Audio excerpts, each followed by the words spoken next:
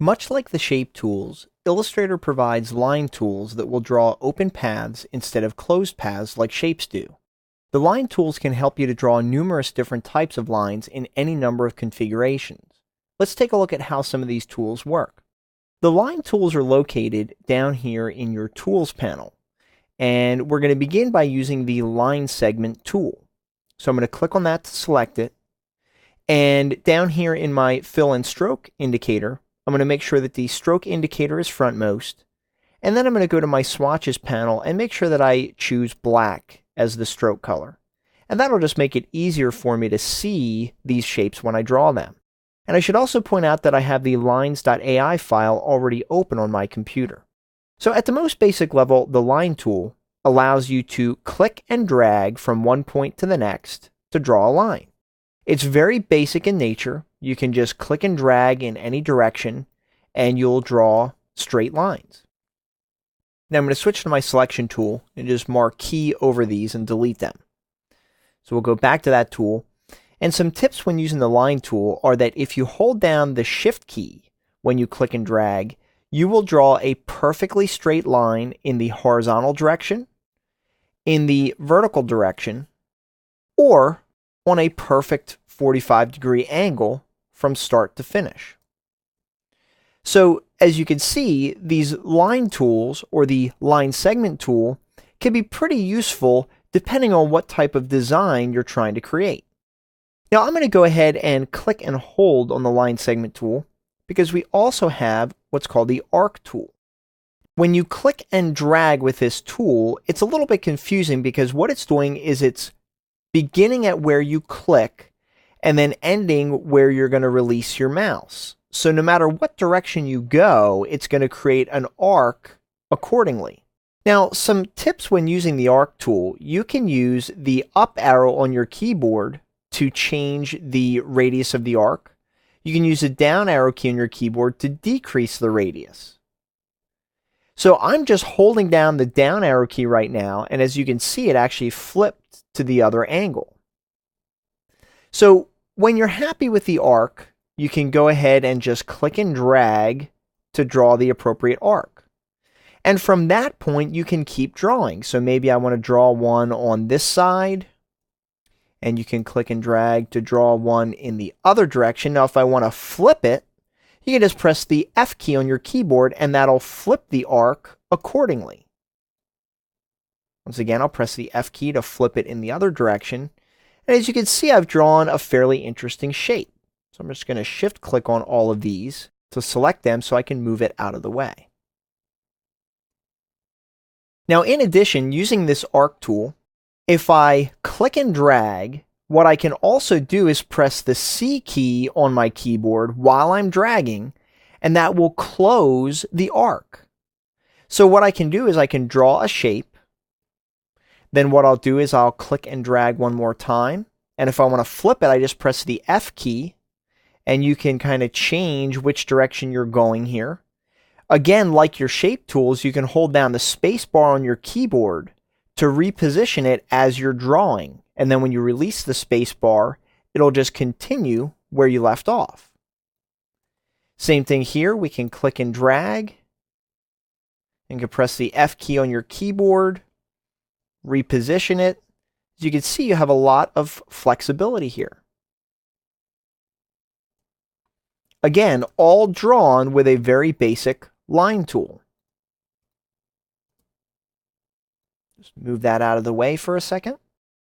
Now, in addition to the arc tool, we also have the spiral tool, which can be a lot of fun to use inside of Illustrator. So at its most basic level, we click and drag, and it's going to draw a spiral.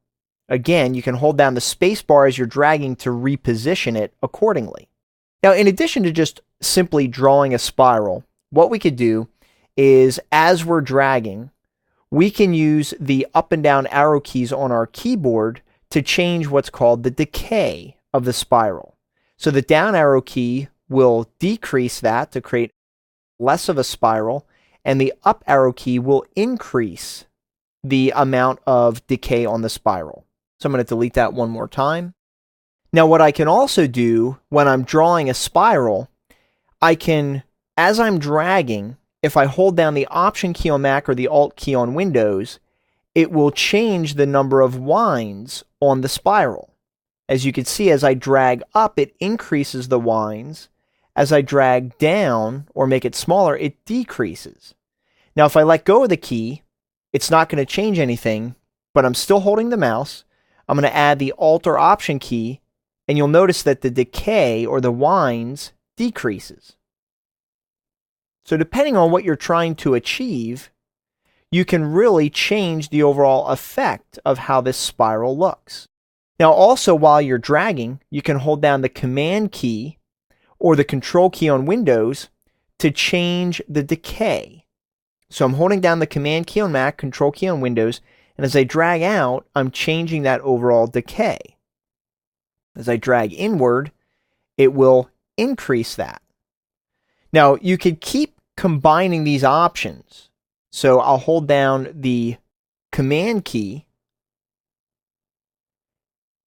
So as I hold down the Command key and I drag inwards, I'm increasing the number of winds.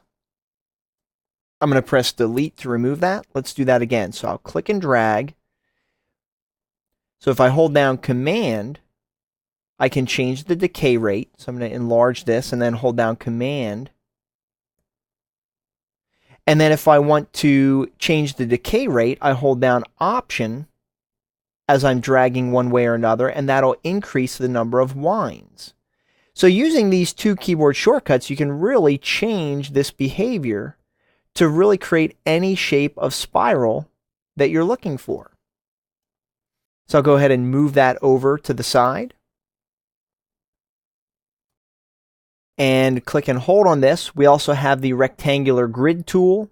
As its name implies, it's going to draw a rectangular grid.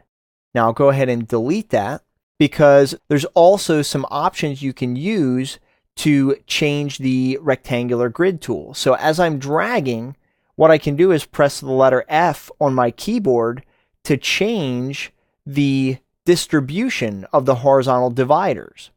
If I press the V key, it's going to increase that distribution the other way. As you can see, you can really change that. So again, that's F and V on your keyboard.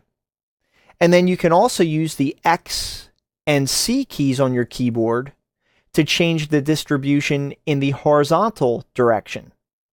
So when I let go, you can see the grid that I've created. You can also just click with this tool, and you can choose specifically the number of horizontal and vertical dividers, as well as the skew in each direction. I'm going to go ahead and cancel that.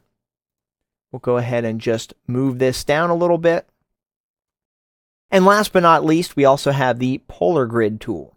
So using this tool, once again, we can click and drag, and this is going to create a circular polar grid that we can use also. I'm going to delete that, because with this tool, we can use those same keyboard shortcuts as we did with the rectangular grid. We can use the F key to kind of change the distribution in one direction, the V key to change the distribution in the other direction, and then you can also use the X and C keys to change the distribution of the rings within it. If you hold down Shift before you let go, it'll create a perfect shape. Although some of these line tools may seem obscure at first, it's good to know that they're available when the need arises. Remember, there are many shortcuts to control how these line tools behave. And if you want a comprehensive list, I encourage you to go to the Adobe Help, and that will show you a table of all of these shortcuts. I encourage you to practice on your own, because when you need these tools, you'll be glad that they're there.